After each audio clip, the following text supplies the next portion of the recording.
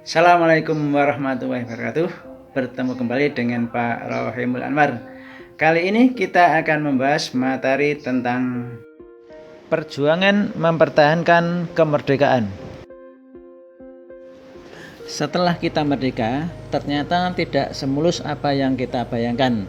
Ternyata banyak pihak negara-negara lain yang tidak setuju, seperti Sekutu, Belanda, dan Inggris, termasuk juga Jepang.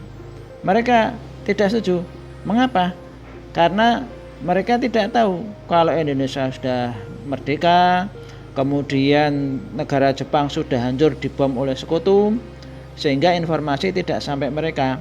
Nah, Jenderal Christensen itu pemimpin Sekutu yang mengalahkan Jepang itu ke Indonesia, itu ingin menahan tentara Jepang sekaligus melucuti senjatanya. Nah, pas datang ke Indonesia itu diboncengi oleh tentara Nika atau tentaranya Belanda. Nah, sehingga terjadi perlawanan di mana-mana untuk mempertahankan kemerdekaan. Perjuangan mempertahankan kemerdekaan itu melalui dua jalur, yaitu jalur perlawanan fisik, maksudnya perang antara kita dengan Belanda, maupun dengan cara diplomasi atau berunding atau musyawarah. Dalam rangka mempertahankan kemerdekaan yang melalui jalur perang itu meliputi pertempuran 10 November di Surabaya, kemudian ada pertempuran di Ambarawa, kemudian ada peristiwa Bandung Lautan Api, Medan Area, dan serangan umum 1 Maret 1949. Perjuangan mempertahankan kemerdekaan dengan cara berunding atau diplomasi itu ada perundingan Linggarjati, perundingan Renville, dan perundingan Romroyen, sehingga ada yang menghasilkan perjanjian namanya perjanjian Linggarjati, perjanjian Renville, dan perjanjian Romroyen. Pertempuran 10 November itu diawali dengan tewasnya Jenderal Malabe. Nah, akhirnya Surabaya itu diserang dari darat, laut, dan udara. Nah, tetapi area Surabaya di bawah pimpinan Bung Tomo, Gubernur Suryo, dan Kolonel Sungkono ini melawan sampai titik darah penghabisan. Dan akhirnya ribuan pejuang kita yang gugur. Maka setiap tanggal 10 November itu diperingati sebagai Hari Pahlawan. Pertempuran Ambarawa itu disebabkan oleh Sekutu membebaskan tawanan dan sekaligus memberikan senjata pada para tawanan tersebut. Nah, akhirnya rakyat di bawah pimpinan Kolonel Istiman, Kolonel Sudirman pada tanggal 15 Desember 1945 terjadi pertempuran yang luar biasa. Nah, maka setiap tanggal 15 Desember diperingati sebagai Hari Infanteri, sekaligus di Ambarawa untuk mengenang pertempuran tersebut dibangun Monumen Palagan Ambarawa.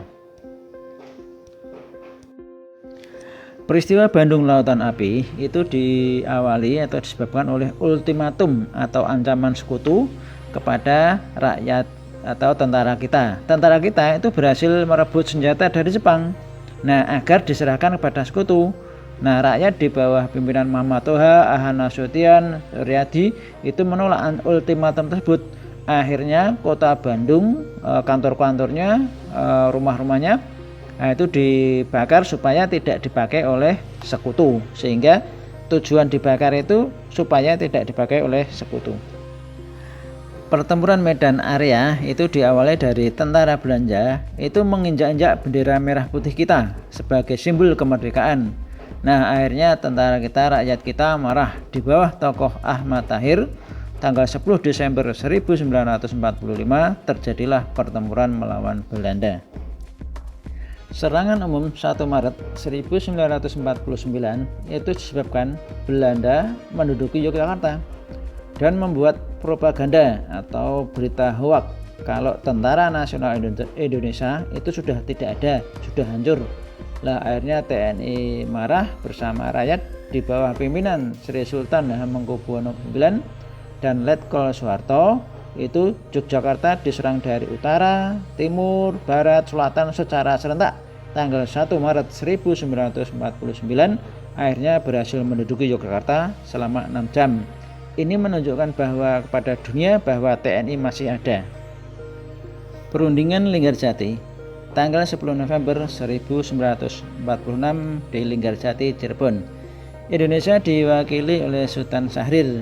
Kemudian isinya di Republik Indonesia itu wilayahnya hanya meliputi Sumatera, Jawa, dan Madura.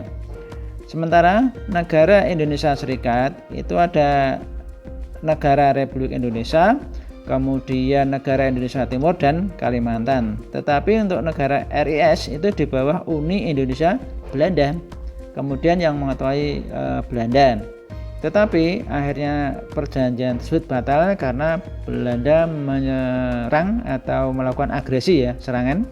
Yang pertama 21 Juli 1947.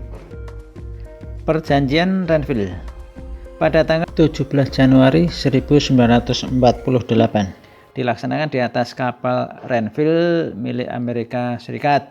Nah, isinya Belanda itu mengakui wilayah RI itu hanya Sumatera, kemudian Jawa Tengah, Yogyakarta, kemudian sebagian kecil wilayah Jawa Barat. Kemudian pasukan RI itu harus mundur dari wilayah yang telah menjadi pendudukan oleh Belanda. Nah, kemudian Belanda berdaulat sampai terbentuknya Republik Indonesia Serikat. Tetapi lagi-lagi Belanda mengingkari terjadi agresi militer Belanda yang kedua tanggal 19 Desember 1949. Akhirnya perjanjian tersebut batal. Perjanjian Romrayen dilaksanakan pada tanggal 17 April 1949 di Jakarta. Wakil dari Indonesia itu Bapak Muhammad Rom, kemudian Belanda oleh Van Royen, maka perjanjiannya dinamakan Romroyen. Isinya pemerintah Republik Indonesia kembali ke Yogyakarta. Kemudian menghentikan kegiatan militer, termasuk ini tawanan perang. Kemudian Republik Indonesia itu ternyata bagian dari Republik Indonesia Serikat. Nah, akan dilaksanakan KMB. KMB itu konferensi meja bundar yang akan dilaksanakan di negara Belanda.